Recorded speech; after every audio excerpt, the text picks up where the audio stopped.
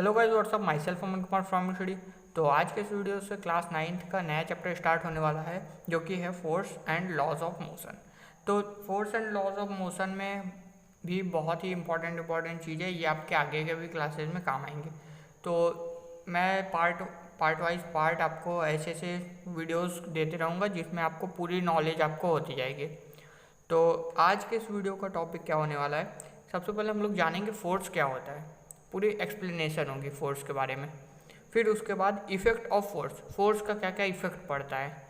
फिर उसके बाद टाइप ऑफ फोर्स में जैसे बैलेंस फोर्स हो गया, अनबैलेंस फोर्स और रिजल्टेंट फोर्स। तो आज ये 5 टॉपिक हैं जो कि आपको बहुत ही डिटेल में आपको पता चलेंगे। थोड़ी सी वीडियो लंबी होगी क्योंकि पहला लेक्चर है, तो आपके ज़्यादा टॉपिक हैं। एंड नेक्स्ट लेक्चर से आपको laws of first law of motion एक वीडियो में, फिर उसके बाद सेकंड लॉ ऑफ मोशन एक वीडियो में डिटेल में आपको कवर होंगे। तो सबसे पहला आज का टॉपिक है वो है हम लोग का फोर्स। तो लिख लेते हैं हम लोग फोर्स। ठीक है, हो गया फोर्स। अब फोर्स है क्या? फोर्स को आपने हिंदी में जानते हैं जैसे बल। बल को आप कहते हैं ना फोर्स। आप ताकत लगा रहे हैं तो कोई चीज़ डिस्प्लेस हो रहा है ना। किसी भी चीज़ को अगर आप डिस्प्लेस कर रहे हैं तो वो फोर्स आप लगा रहे हैं उस पर, तब वो डिस्प्लेस हो रहा है। या तो इसका सिंपल सा डिफिनेशन हो सकता है, force is an action. Force एक क्रिया है, मतलब जो आप प्रतिक्रिया करते हैं of one body on the other. तो बहुत सी सिंपल डिफिनेशन है। जैसे आप किसी भी, फोर्स क्या है? फोर्स एक एक्शन है। एक्शन मतलब क्रिया, कोई भी काम कर रहे हैं, कोई भी कार्य। तो फोर्स एक ऐसा क्रिया है, मतलब एक्शन है जो कि एक बॉडी पे लगता है दूसरे बॉडी के द्वारा। जैसे हम अगर किसी चीज़ को डिस्प्लेस कर रहे हैं तो मेरे द्वारा लग रहा है उस ऑब्जेक्ट पर जो डिस्प्लेस हो रहा है। ठीक है, डिस्प्लेसमेंट एंड डिस्टेंस, ये सारी चीज़ें मैंने पिछले वाले वीडियो में बता दी हैं। डिस्प्लेसमेंट मतलब कि अपना पोजीशन चेंज कर रहा है। ठीक। एंड जो दूसरा एक बहुत ही सिंपल सा डिफिनेशन है, बहुत ज़्यादा ही सिंपल डिफिनेशन है, फोर्स इज अ पुश और पुल। फोर्स इज अ पुश और पुल। अभी मैंने बताया स्टार्टिंग में ही कि फोर्स क्या है? दाब, मतलब कि बल। तो बल क्या होता है कि जैसे आप किसी चीज़ को धक्का दे रहे हैं या तो किसी चीज़ को खींच रहे हैं, तो दोनों में ही फोर्स यूज होता है, फोर्स होता है वो। और फोर्स कैसे यूज होता है देखिए, ऊपर अब मैंने बताया ना कि action of one body on another. आपके द्वारा लग रहा है दूसरे के, मतलब कि दूसरे ऑब्जेक्ट पर, या तो किसी के भी द्वारा लग सकता है, बस एक बॉडी रहना चाहिए दूसरे के। समझ में आ गया? अब मैं यहाँ कुछ टर्म्स लिखवाने जा रहा हूँ, बहुत ही इंपॉर्टेंट टर्म है। आप अभी आपको उतना मतलब इस पर ध्यान नहीं देना है, क्योंकि अब बस इसको याद रखिए। नोट्स में बनवा रहा हूँ तो नोट्स में मेरी पूरी जिम्मेदारी बनती है कि आपको पूरे अच्छे से प्रॉपर नोट्स बनाऊँ। तो यहाँ पर मैं कुछ पॉइंट्स लिखूँगा। Point number 1, it is vector quantity. ताकि आप, ये पॉइंट इसलिए इम्पॉर्टेंट है कि आप अगर सॉल्व करें क्वेश्चन तो आपको आसानी हो, क्योंकि वेक्टर स्केलर बहुत ही इंपॉर्टेंट है आपके पॉइंट ऑफ व्यू से इस 9th क्लास के। तो वेक्टर एंड स्केलर को मैंने प्रीवियस वीडियोस में ऑलरेडी डिस्कस करा था। आप वहाँ जैसे चैप्टर 1 में मैंने मोशन चैप्टर में पूरी अच्छे से एक्सप्लेनेशन है। वेक्टर में मैंने एग्जाम्पल भी दिया था, स्पीड एंड वेलोसिटी था उसमें, तो मैंने पूरा डिटेल में बताया था। अब देखिए, ये वेक्टर क्वांटिटी है।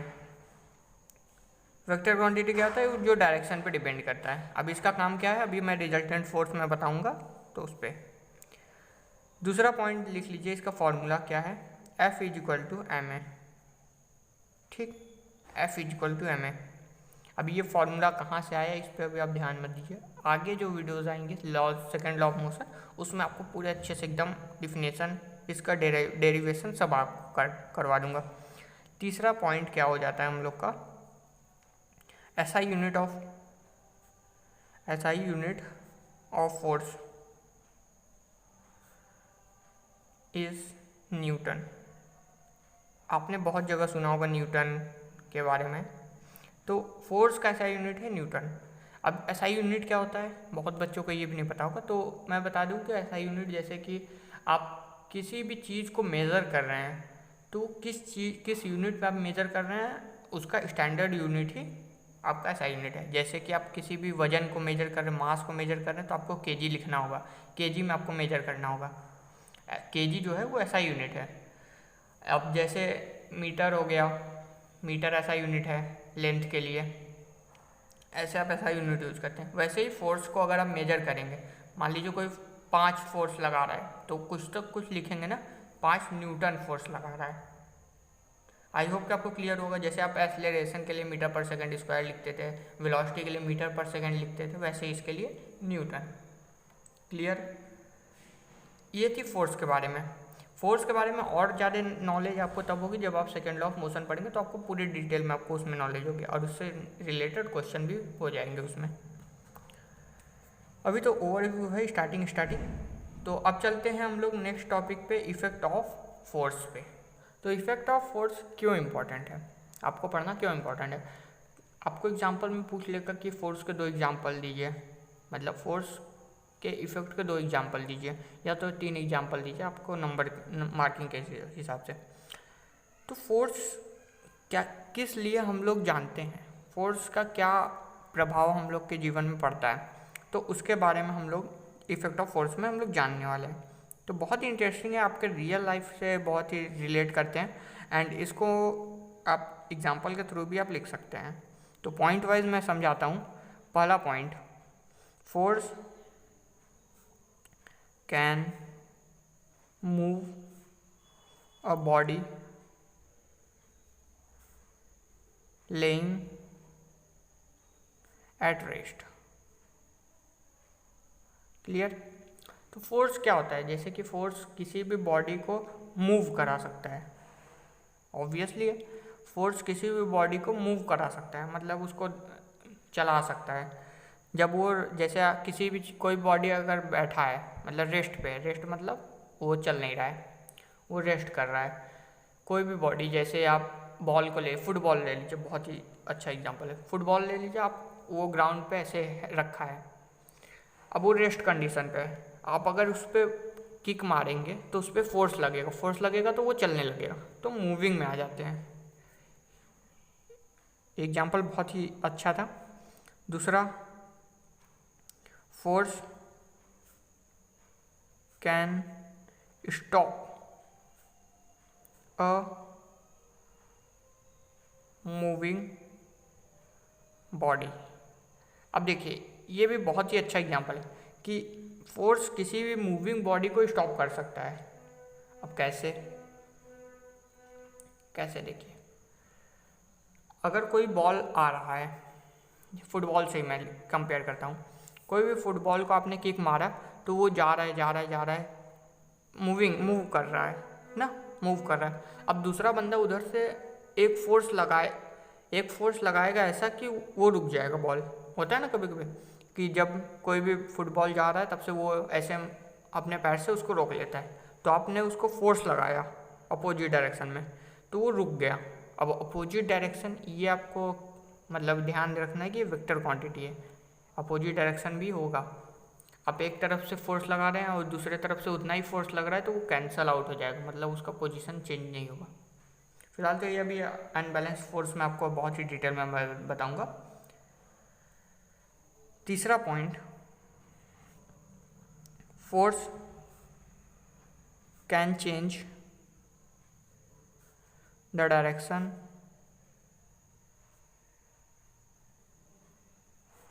ऑफ मूविंग बॉडी में बोल सकता हूँ। बॉडी इसलिए बोल रहा हूँ क्योंकि कोई भी मतलब बॉडी हो सकता है, ऑब्जेक्ट हो सकता है, कोई भी थिंग हो सकता है। तो फोर्स किसी भी बॉडी का या तो किसी भी ऑब्जेक्ट थिंग का डायरेक्शन चेंज कर सकता है। डायरेक्शन कैसे चेंज कर सकता है, जैसे फुटबॉल फिर से मैं ले लेता हूँ, इसके बाद दूसरा मैं चेंज कर दूँगा। तो जैसे कोई फुटबॉल आपने किक मारी, वो जा रही है दूसरे बंदे के पास, अब दूसरा बंदा उसको दूसरे डायरेक्शन में फेंक देता है, दूसरे तरफ फेंक देता है, तो ऑब्वियसली वो डायरेक्शन चेंज तो हुआ, फोर्स लगाने से डायरेक्शन चेंज हुआ, हो गया। ठीक है, अब जो चौथा पॉइंट है, force can change the speed of moving object या बॉडी या थिंग, चाहे जो भी। तो फोर्स किसी भी ऑब्जेक्ट का स्पीड चेंज कर सकता है। कैसे? अब दूसरा एग्जांपल ले रहा हूँ। आप क्रिकेट खेले होंगे या तो देखे होंगे। तो क्रिकेट में जब कोई बॉलर बॉल मारता है, बॉल फेंकता है, वो कुछ स्पीड से फेंकता है, ठीक, कुछ स्पीड से फेंकता है वो बॉल। और जो बैट्समैन होता है, वो बैट्समैन इतना स्पीड में उसको मारता है, उसका स्पीड ज़्यादा तेज़ हो जाता है। आपने नोटिस किया होगा कि जब बॉलर बॉल फेंकता है तो बैट्समैन उसको बहुत तेज़ी से मारता है ताकि उसका स्पीड तेज़ हो जाए, तभी उसका बाउंड्री जाता है। तो इसमें देखिए दो चीज़ हो गया है। एक इस एग्जांपल में दो चीज़, ऊपर वाला भी इसमें कवर हो गया, डायरेक्शन चेंज हो जाता है। अब जिस तरफ से बॉल का मतलब बॉल आ रहा है बॉलर की तरफ से, अब उसी तरफ तो क्रिकेट मतलब कि बैट्समैन मारता नहीं है, दूसरे डायरेक्शन में मार देता है, तो डायरेक्शन भी चेंज होता है, स्पीड भी चेंज होता है। कभी धीमा भी हो जाएगा, जैसे कार एक्सीडेंट हो गया या तो बाइक एक्सीडेंट हो गया। कोई ट्रक आ रहा है, वो तेज़ से एक बाइक को मार दिया, तो ट्रक तो चलती रहेगी पर उसका स्पीड थोड़ा सा तो धीमा होगा, बाइक तो रुकी जाएगी, बाइक उल्टे दिशा में चली जाएगी। पांचवा पॉइंट देख लीजिए, लास्ट पॉइंट है, force can change the shape and size of an object। अब देखिए ये तो बहुत ही मतलब रिलेटिव हो सकता है। आप लोग ने बहुत मतलब यूट्यूब तो देखा ही होगा, उसमें हाइड्रोलिक प्रेस आप लोग जानते होंगे क्या होता है। हाइड्रोलिक प्रेस में आप कुछ भी डालते हैं तो वो बहुत ही एक फोर्स इतना ज़्यादा लगाता है कि उसको सिकोड़ देता है, मतलब कंप्रेस कर देता है। तो आप उसमें अच्छे से इसको देख सकते हैं कि शेप और साइज़ दोनों चेंज होता है हाइड्रोलिक प्रेस में। आपने कभी ना कभी तो देखा ही होगा, या आप किसी भी चीज़ को फोर्स लगा के चेंज कर सकते हैं। अब हम लोग आ जाते हैं सीधे बैलेंस फोर्स पे, जो कि टाइप ऑफ फोर्स है। तो बैलेंस फोर्स पे हम लोग आते हैं, एंड उसके बाद अनबैलेंस फोर्स, फिर उसके बाद रिजल्टेंट फोर्स, फिर ये लेक्चर एंड हो जाएगा। तो बैलेंस फोर्स, बैलेंस्ड फोर्स क्या होता है? बैलेंस मतलब कि एक फोर्स अगर हम लोग इस तरफ से लगा रहे हैं, रुकिए इसके लिए मुझे आपको एक्सप्लेन करना पड़ेगा। ये मान लीजिए कोई ऑब्जेक्ट है, कोई भी ऑब्जेक्ट, ये हम लोग का सरफेस है, ठीक है, सरफेस है। अब एक बंदा है ना, एक बंदा है इधर से बहुत तेज़ी से ढकेल रहा है ना, इस डायरेक्शन में फोर्स लगा रहा है, और एक बंदा है जो कि इस डायरेक्शन में फोर्स लगा रहा है, ठीक है। और अगर दोनों के पास इक्वल ताकत है, फोर्स अगर इक्वल है, तो ये जो मतलब कि ये जो डब्बा है या तो जो भी चीज़ रखेंगे वो किधर भी नहीं खसकेगा, वो वहीं उसी जगह पे रहेगा।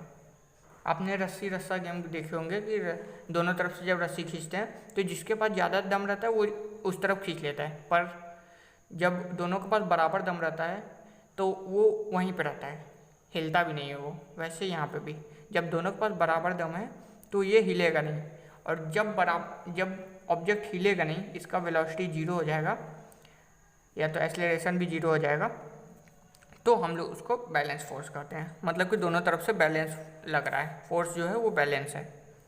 अब इसका डिफिनेशन भी देख लेते हैं। तो if number of forces,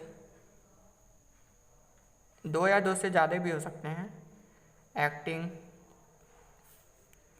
on a body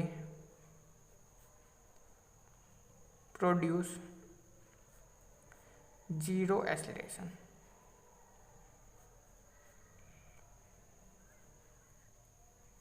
then the force is called balanced force. Clear? जब दोनों तरफ से फोर्स इक्वल लगे ना, दोनों तरफ से फोर्स इक्वल लगे तब हम लोग उसको बैलेंस फोर्स कहते हैं। या तो जब कोई ऑब्जेक्ट पे दोनों तरफ से फोर्स लग रहा है और वो ऑब्जेक्ट एक्सेलरेशन नहीं कर रहा है, जीरो एक्सेलरेशन है उसका, या तो जीरो वेलोसिटी है, तब वो नहीं, जीरो एक्सेलरेशन है तब वो आपका बैलेंस्ड फोर्स होता है, दोनों तरफ से बैलेंस फोर्स लग रहा है। तो अब हम लोग स्टार्ट करते हैं अनबैलेंस्ड फोर्स से। Unbalanced force. अनबैलेंस्ड फोर्स क्या होता है? अब फिर से वही एग्जांपल मैं लूँगा। अब मैं लेता हूँ रस्सी खींचने वाला एग्जांपल। जैसे इधर आपको दिख नहीं रहा होगा तो ठीक है, यहाँ पे एक बंदा इधर से है, रस्सी खींच रहा है, और एक बंदा इधर से।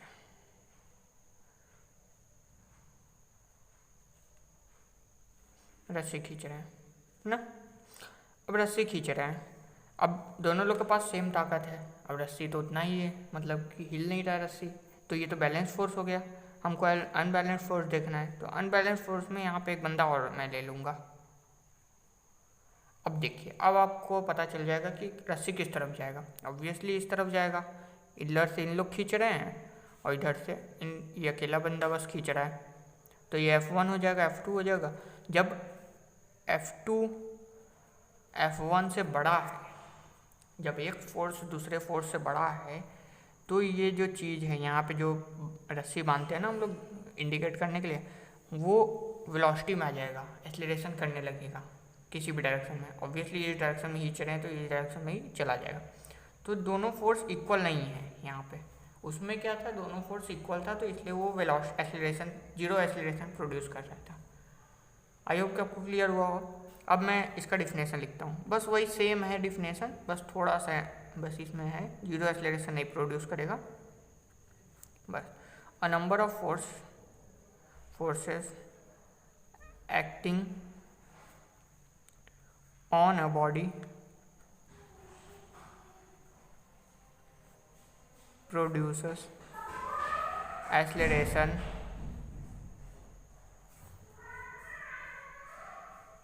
then the force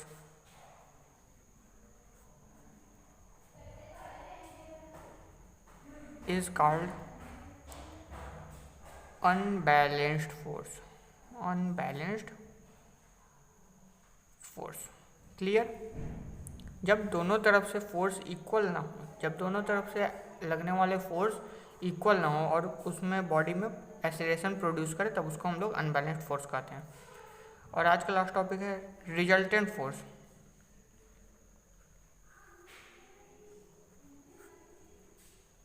ये सारे टॉपिक टर्म आपको याद रहने चाहिए आगे के लेक्चर्स में, क्योंकि बहुत ही यूज आने वाले हैं, नहीं तो आपके डिफिनेशन मतलब एग्जाम में तो पूछे जाएंगे कन्फर्म्ड।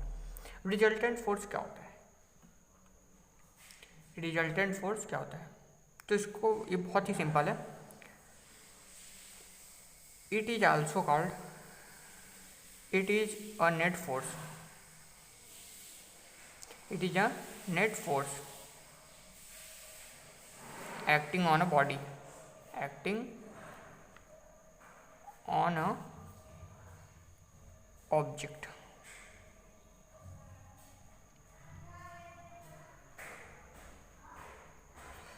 अब देखिए ये क्या होता है, इसके लिए मैं एग्जांपल लेता हूँ कोई भी। ये ऊपर वाला ही, ऊपर वाला यहाँ पे आपको एग्जांपल दिख रहा होगा। तो फोर्स ये लग रहा है इधर ना, फोर्स ये लग रहा है इधर, और फोर्स ये लग रहा है इधर। अब ये जाए कहाँ? इसमें रिजल्टेंट फोर्स क्या लग रहा है इस ऑब्जेक्ट पे? देखिए ये बंदा ये F1 फोर्स लगा रहा है और ये दो बंदे F2 फोर्स लगा रहे हैं। अब इस ऑब्जेक्ट पे नेट फोर्स क्या लग रहा है? अब इसका डायरेक्शन क्या होगा? मैंने बताया था कि ये वेक्टर क्वांटिटी है। वेक्टर स्केलर क्या होता है, मैं सेपरेट वीडियो किया हूँ इसके ऊपर। ये डायरेक्शन पे डिपेंड करता है, ये इधर खींच रहा है, ये इधर खींच रहा है, आपको पता है कि ये इधर ही जाएगा, पर कैसे? तो हम लोग यहाँ पे लिखते हैं F net is equal to, F net net मतलब नेट फोर्स, मतलब टोटल फोर्स, या तो एफ, तो इसको हम लोग एफ टोटल भी कह सकते हैं, आसानी होगी आपको। एफ टोटल यानी कि इधर खींच रहे हैं बंदे, ठीक है, इस डायरेक्शन में मोशन हो रहा है, ये तो हम जानते हैं, इधर ज़्यादा दम है, F2 बड़ा है, तो बड़े में से ये उल्टा दिशा में खींच रहा है, यानी कि ये इसके वेलोसिटी को कम कर रहा है, तो F1, तो बड़े में से छोटे वाले को माइनस कर दो, F नेट आ जाएगा, सिंपल। तो आपसे कोई भी फॉर्मूला पूछ ले तो बस बोल दीजिए F2 माइनस F1, F2 जो बड़ा है, F1 छोटा है। ये बहुत ही इंपॉर्टेंट है, आपको छोटे छोटे क्वेश्चंस में आपको अभी आगे दिखेंगे। तो आज के इस वीडियो में इतना ही, एंड आई होप कि आपको बहुत ही इंपॉर्टेंट थिंग्स आपको पता चले होंगे, एंड इसको आप अपने नोटबुक में नोट कर लीजिए। एंड बहुत ही सीक्वेंस वाइज मैं बता रहा हूँ, इसलिए आपको भूलने की ज़रूरत नहीं है। अब जो नेक्स्ट वीडियो आएगी अबाउट 2-3 डेज बाद इसी चैप्टर पे, तो उसके पहले आप ये पूरे टर्म्स को रिवाइज कर लीजिएगा। एंड नेक्स्ट में हम लोग चलेंगे फर्स्ट लॉ ऑफ मोशन पे, जो कि फर्स्ट लॉ ऑफ न्यूटन पे, जो कि बहुत इंपॉर्टेंट है। तो मिलते हैं नेक्स्ट वीडियो में। Thanks for watching.